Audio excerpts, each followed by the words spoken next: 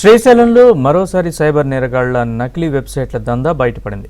ఢిల్లీకి చెందిన 27 మంది భక్తులను సైబర్ కేటుగాళ్లు మోసం చేసిన ఘటన కలకలం రేపుతోంది.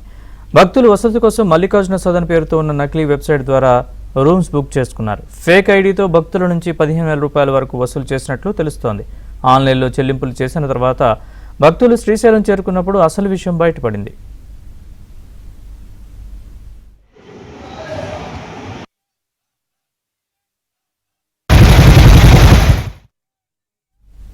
మల్లికార్జున సదన్ వద్దకు చేరుకున్న భక్తులు తమ బుకింగ్లు రికార్డులో లేకపోవడంతో మోసపోయినట్లు గుర్తించారు.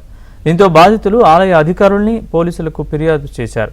గతంలో కూడా ఇదే మల్లికార్జున సదన్ పేరుతో నకిలీ వెబ్సైట్లు సృష్టించి భక్తులను మోసం చేశారు. సైబర్ నేరగాళ్లు మళ్లీ అదే విధంగా భక్తుల్ని టార్గెట్ చేయడం ఆందోళన కలిగిస్తోంది.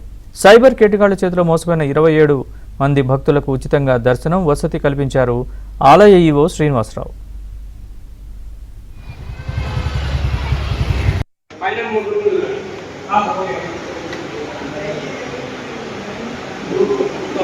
ఇవన్నీ వచ్చినాయి.